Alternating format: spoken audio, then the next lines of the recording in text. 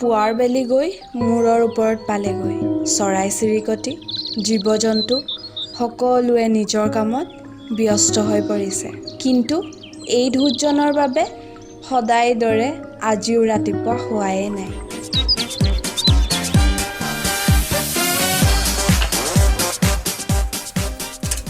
বেংঘৰ মামা কি কৰিছে অ চিন্টুৱে নাই চোতালখনকে অলপ চিকুণিয়াই আছিলো আৰু বন্ধুৰাম ক'তনো? আমাৰ কেইটাতো উঠাই নাই এতিয়াও। পিছে তইনো ক'ৰ পৰা আহিলি? এই বস্তু দুটামান আনোগে, বুধু আহিলে ক'বচোন, হৰেণ আহিলে বুলি গধূলি পাক এটা মাৰিমগে। অ সি আকৌ কেতিয়া আহিলে? কৰোণাৰ বন্ধু হৈ থকা নাই জানো? কেনেকুৱা আহিলে খবৰ লোৱা নাই। পিছে কেনেকে বা আহিলে সি? কিবা মেনেজ কৰিলে চাগে। পিছে কথাটো বেলেগকে নক'ব, কোনে থব? হ'ব ঠিক আছে, তই যা বাৰু। হ'ব মই গৈ থাকো বাৰু। মই এতিয়া জিৰাই লওঁ অলপ, বহুত ভাগৰ লাগিছে তাৰ। কোন আহিছে চেনটো? আই বেলিগত মূৰৰ ওপৰত পালেগে, লোকৰ পুতেকে বজাৰো গৈছে। আমাৰ বুধু আকৌ উঠিবলৈ হোৱা নাই। হেৰি শুনকচোন, বুধুৰামক উঠাই দিয়কগে। পুৱাই পুৱাই কিহৰ জগাই থাকে হে কুম্ভকৰ্ণডালক? নিজৰ কাণ্ড জ্ঞান বোলা বস্তুটো নায়েই তাহাঁতৰ। কি যে ল'ৰা জন্ম দিলো হে, লাজে লাগি যায় মানুহৰ আগত নিজকে চিনাকি দিবলৈ।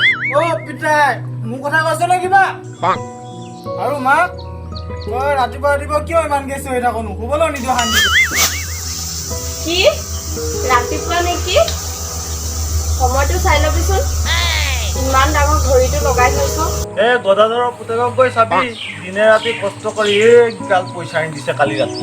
এইগাল পইচা মনে মনে ক, শুনিলে ধৰি বান্ধি লৈ যাব তাক। কি লাহেকে হওক মানে? এইবিলাক কি চলি আছে? আৰু হৰেণ কেতিয়া আহিলে? সি কৰোণা ভাইৰাছৰ পৰীক্ষা কৰিলে নাই? চুপচোন, কথা ক'লে বুজি নাপাও নি? গাঁৱৰ ল'ৰা এটা ধৰি বান্ধি লৈ মাৰি দিলে কেনেকুৱা লাগিব বাৰু তোৰ কচোন? সদায় দেখি থকা ল'ৰাটো কথা ক'লে বুজিয়ে নাপায়। আৰে এইবোৰ লুকাই ৰখা কথা নেকি? কোনে যে কি কি কথাবিলাক কয় ন, মাৰো আৰু কি লোকৰ উৰা বিলাক শুনি আহে নহয়। কোনে গুলিয়াব তাক? এনেকে যদি বেমাৰবিলাকৰ পৰা লুকাই ঘূৰি ফুৰে, গোটেই গাঁৱৰ মানুহখিনিক তো মাৰিব নিজেও বেমাৰত মৰিব। মই এতিয়া চাব চেণ্টাৰৰ ডক্টৰক ফোন কৰোঁ। পিতাই আপুনি কিন্তু বাহিৰলৈ নাযাব দেই, মই ডক্টৰক ফোন কৰোঁগে। এইবিলাক মানুহৰ পৰা নহয় গাঁওখনৰ শান্তি নথকা হৈছে আৰু। হ'ব নাযাও, এই বাপেৰক শিকাব নাহিবি। আৰু শুন, তোৰ নামটো নল'ব কবি, নহ'লে এনেই বেয়া পোৱা পুৰি হৈ যাব কিন্তু।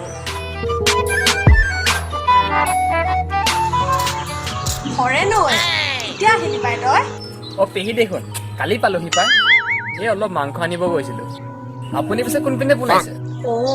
তহঁতৰ ঘৰৰ ফালে যাওঁ বুলিয়ে ওলাইছো, শাক দুডালমান আনোগে বুলি। শুনিছো বাৰীৰ শাককেইডাল বৰ ধুনীয়া হৈছে। আমাৰ আকৌ জাতিলাও কেইটা খাই খাই আমনিয়ে লাগিছে নহয়। বলক। পিছে জাতিলাও আছিলে নেকি আপোনালোকৰ? আছে যদি দিয়কচোন, এটা মাংস লগতে বনাওঁগে। নাই মানে লগাকেইটা খাই দিয়া হ'ল নহয় ঘৰত, কলিয়াইছেহে এতিয়া। ডাঙৰ হ'লে এটা ময়ে দি আহিমগে দে তহঁতৰ ঘৰত। বাচিলো আৰু কিয় দিম হে, ইমান কষ্টত লগাইছো। বল এতিয়া। নিজৰ ঘৰৰ জাতিলাও এফাল দিবলৈ টান পায়, আৰু আমাৰ ঘৰৰ শাক খোপা ডকচি খায়। হ'ব বলক, যাওঁ এতিয়া বলক।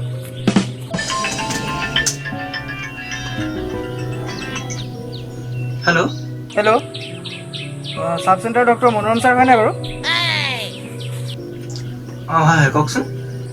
মই কথা এটা জনাবলৈ ফোন কৰিলোঁ। এই আমাৰ এই গাঁৱৰে ল'ৰা এজন হৰেণ বুলি, কালি কলিকতাৰ পৰা পালেহি। আৰু এই কৰোণা ভাইৰাছৰ পৰীক্ষাও কৰা নাই। কি কৰিব পাৰে চাবহিচোন এবাৰ। হয় নি? এইটোচোন বেয়া কথা হৈছে। ঠিক আছে বাৰু, মই ব্যৱস্থা কৰি আছোঁ। আৰু জন্মৰ বাবে বহুত বহুত ধন্যবাদ দেই। আপোনাৰ দৰে মানুহৰ খুব প্ৰয়োজন আছে এইটো সময়ত। ছাৰ এইটো মোৰ কৰ্তব্য আছিলে, সেইকাৰণে মই আপোনাক ফোন কৰি জনালোঁ। এতিয়া চাব আপুনি কি কৰিব পাৰে। ঠিক আছে দিয়ক, হ'ব দিয়ক, থৈছোঁ। ঠিক আছে ছাৰ, হ'ব ছাৰ। মোক ক'বলগীয়া কথা ডক্টৰ ছাৰক কৈ দিলোঁ, তেতিয়া ছাৰে কি কৰে কৰিব আৰু দেই। আপুনি যাওক, দেউতা বাৰীতে আছে। মই পতককৈ ঘৰৰ ভিতৰৰ পৰা চকী এখন লৈ লওঁ। হ'ব দে হৰেণ। গদাধৰ কাই ঐ? বাৰী কামতে লাগি আছ নি তই? অ ৰমলা বৌ ক'তনো?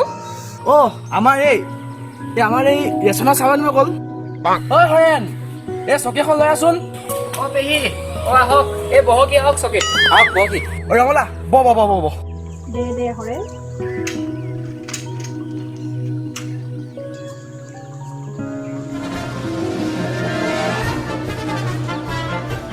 এইটো হৰেণৰ ঘৰ হয় না? হয় ময়ে হৰেণ আপুনি পিছে আপুনি কালি কলিকতাৰ পৰা আহিছে নহয় জানো? মই ওচৰৰে চাব চেণ্টাৰৰ ডক্টৰ। ডক্টৰ হা অ বাবা তে পলা ঐ কোনে যে লগালে যে পলা এ ৰাম ডক্টৰ পলা হৰেণ নামাৰো আহাচোন, পলাব নালাগে। অ বোপাই তাক নামাৰিবি ঐ মোৰ এটাই ল'ৰা তাক নামাৰিবি ৰ'ব মোৰ কথা শুনি লওকচোন। মই মাৰিবলৈ অহা নাই নহয়, মই বুজাবলৈহে আহিছো। অ হৰেণ তুমি শুনাচোন। আপোনালোকে খুব সোনকালে উৰা বাতৰিত বিশ্বাস কৰি লয় যে। হয় ছাৰ কওক তুমি এনেকে লুকাই নথবা, পৰীক্ষাটো কৰি ল'বা। COVID-19টো হুচৰা বেমাৰ হয়। হয়তো কোনো আক্ৰান্ত ব্যক্তিৰ স্পৰ্শত নাহিলে আপুনি আক্ৰান্ত নহয়, কিন্তু বীজাণু পৰা ঠাইত স্পৰ্শ হ'লেও উচৰিব পাৰে। আৰু তোমাৰ হ'লে কেৱল তুমিয়ে নুভোগা, তোমাৰ আশে পাশে থকা মানুহসকলেও ভুগিব। তুমি জানো তোমাৰ মা দেউতা বা গাঁওখনৰ মানুহৰ ৰোগ হোৱাটো বিচাৰানে? কি আশে পাশে থকা মানুহৰ? ৱাই মৰিলো মই। নহয়ও খুৰী আপুনি ইমান ভয় নাখাব, কিন্তু আপুনি তাৰ আশে পাশে নাযাব। তাৰ COVID-19ৰ পৰীক্ষাৰ ফলাফল নহালৈকে আপুনি ঘৰৰ ভিতৰতে সোমাই থাকিব। যদি ফলাফলটো পজিটিভ আহে তেনেহ'লে আপুনিও পৰীক্ষাটো কৰাব লাগিব। আৰু খুৰা ইমান ভয় নাখাব, এইবোৰ উৰা বাতৰিহে হ'ব। আপোনাৰ ল'ৰাটো বেমাৰৰ পৰা মুক্ত হ'লেহে বাচি থাকিব। হৰেণ তুমি আজিয়ে পৰীক্ষাৰ কাৰণে সাজু হোৱা। হয় ছাৰ আমি কাৰণে লজ্জিত মই এতিয়াহে বুজি পাইছো যাব পাই যা তই পৰীক্ষাটো কৰাই আগে যা মই এতিয়া সাজু আছো ছাৰ বৰ্তমান কৰোণাৰ আক্ৰান্ত সময়ত হয়তো বহুতো অসমৰ মানুহ বাহিৰৰ দেশৰ পৰা বা বাহিৰ ৰাজ্যৰ পৰা অসমলৈ ঘূৰি আহিছে। যিসকল মানুহ ঘূৰি আহিছে তেওঁলোকে যাতে নিজৰ যাত্ৰাৰ কথা লুকাই নথব আৰু তৎক্ষণাত পৰীক্ষা কৰিব। আপোনালোকে যদি এনেকুৱা মানুহৰ কথা গম পায় তেনেহ'লে আৰক্ষী, আশাকৰ্মী বা অইন কোনো চিকিৎসাৰ লগত জড়িত থকা ব্যক্তিক তৎকালে খবৰ দিব আৰু উৰা বাতৰিৰ পৰা সাৱধান হ'ব। সঠিক তথ্যৰ বাবে কোনোবা জনা ব্যক্তিক বা ওচৰৰ চিকিৎসালয়ৰ চিকিৎসকক যোগাযোগ কৰিব।